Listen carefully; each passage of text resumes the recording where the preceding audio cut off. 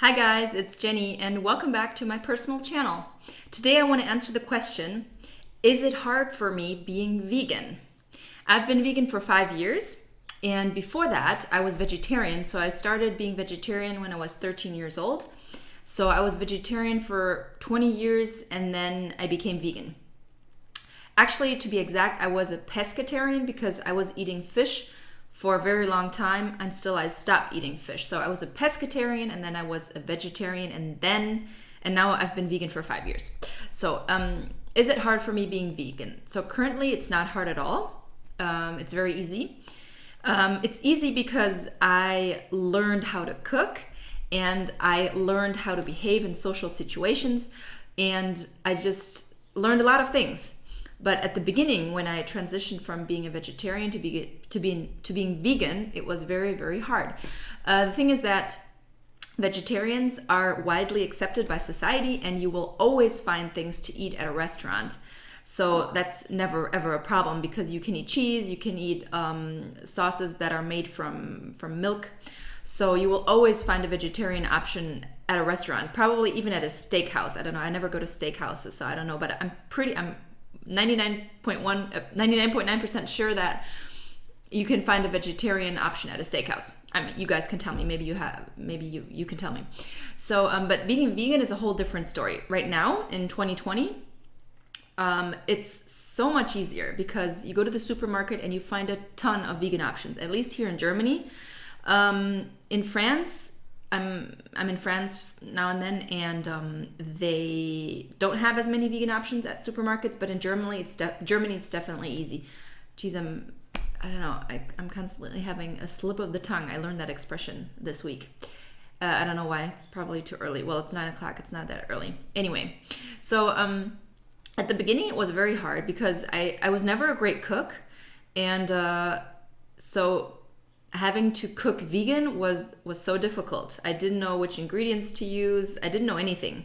And I had to learn how to make food taste good because what gives food taste, it's usually the spices and the sauce. And if you don't know which spices and which sauces you can use, then the food just won't taste good.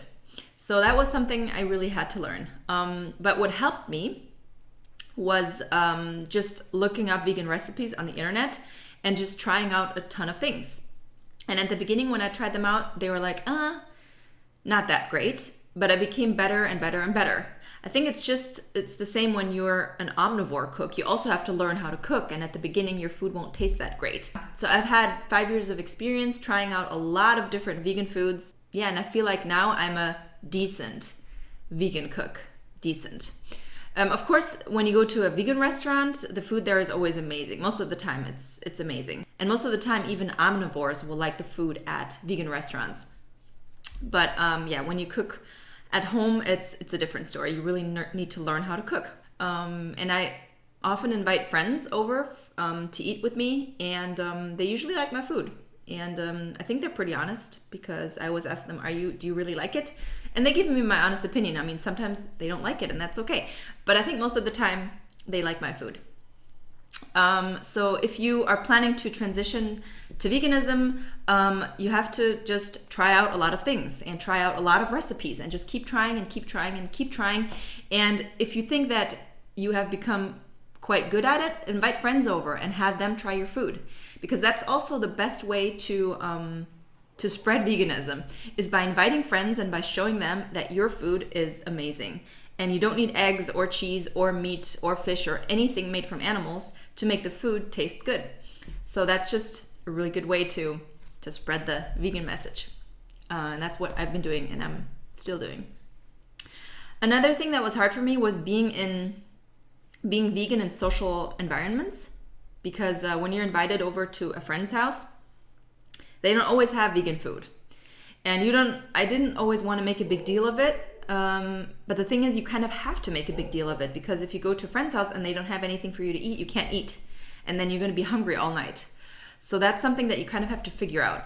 But if you're serious about being vegan and you're really behind it 100%, your friends, if they are your real friends, they will respect you for it. And they will make life a little easier for you. And they may even offer some vegan food for you when you go visit them. And if they don't, it's not their fault. I mean, we are the special ones. We're the ones with special needs. So if they don't have vegan food, or you know that they won't have anything for you to eat, not even fries, then just bring your own food and offer the food to everyone else there. If you're going to a party, for example. Yeah, so just bring your own food and amaze them with your vegan cooking skills. Something else I found out is that in some social environments, you shouldn't mention that the food that you're bringing is vegan, because that puts some people off. That has happened to me a couple of times. I brought like a vegan cake, and it was the best cake ever. Like I make this Oreo cake. You can find, I think you can find the recipe on my Instagram account. It's not my recipe. I got it from another page, but it's a really, really good cake.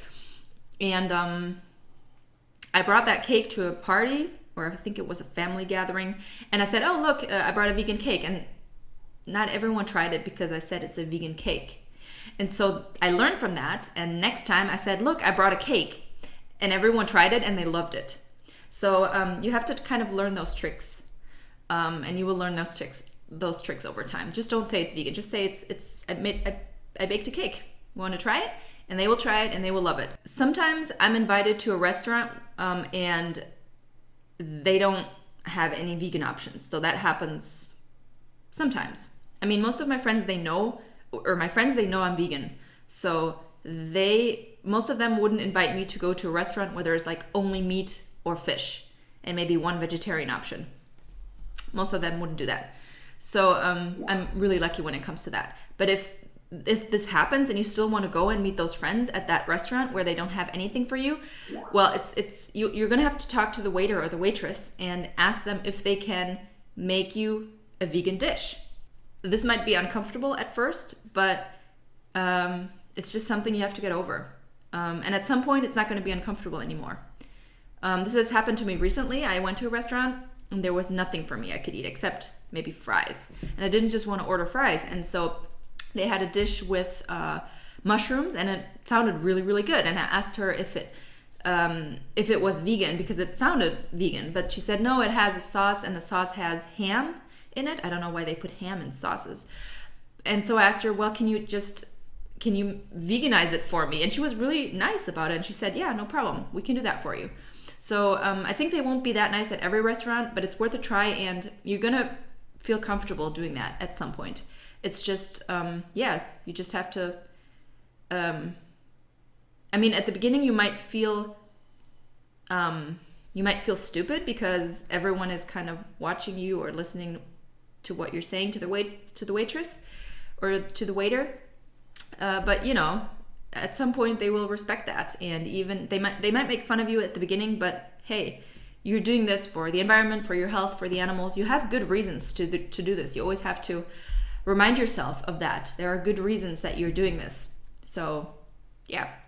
Something else I want to talk to you about is vitamins. So when omnivores take vitamins, no one judges you. No one judges them for that. They take vitamins. Oh, okay, that's cool. When vegans take vitamins, it's because they can't get the vitamins from the food. So that's always a different story for some reason. I don't understand that part. I take vitamins. I never took vitamins in my life. And I was sick a lot. I had to take a lot of antibiotics. I always had tonsillitis, so I was suffering from that, and bladder infections and all of that. So I had to take a lot of antibiotics. And I kind of destroyed my body a little bit in the process. I'm good now, but there was a point in my life when I was always sick.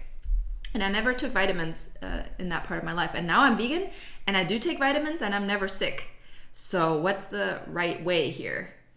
I don't know. It's, I feel comfortable taking the vitamins, and I feel comfortable talking about it. So I take a B12 supplement. That's like the most important vitamin, because it actually is made from bacteria in the ground.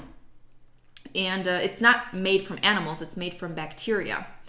So that there's a common misconception that you can only get vitamins by eating animals. But the thing is that the animals that are bred for us to eat, they get those supplements as well. So you're not getting it naturally from the animals, you're getting it from supplements that are given to the animals. So what's the difference if I take a supplement at home or if I take the supplement by eating an animal? It's the same thing. It's not really possible in our artificial world to get the vitamin B12 naturally anymore. So yeah, I take vitamin B12. In the winter, in the cold months, because I live in Germany and there's not a lot of sun in the winter, I take vitamin D and vitamin K2. You have to take those together. But I don't take that in the summer because I'm outside a lot, and I got a lot of sun on my arms and my legs. So I don't need to take it in the summer, but I do take it in the winter, and it has really helped me become healthy. I also take selenium because our grounds in Germany, they don't have a lot of selenium. So that's really important, even for omnivores. There's also a common misconception that you can only get omega-3 from fish, but where do fish get the omega-3? They get it from algae. And so I also take an algae oil, not every day, but like a few times a week. So yeah, you can definitely get it from algae. That's not an issue at all. Fish get it from algae, so you can get it from algae. You don't need to eat fish. Fish are like full of toxins nowadays, and there are not a lot of fish in the ocean anymore, so we should not eat fish. That's basically it. So I don't take a lot of vitamins, and I'm okay with the vitamins that I take, and I'm okay to talk about it. Okay, I hope you enjoyed the video. Maybe you can tell me about your vegan journey and what you found difficult, and what you like about being vegan, what you don't like about being vegan, and the benefits that you have discovered. Let me know in the comments, and I'll talk to you guys next time. Bye.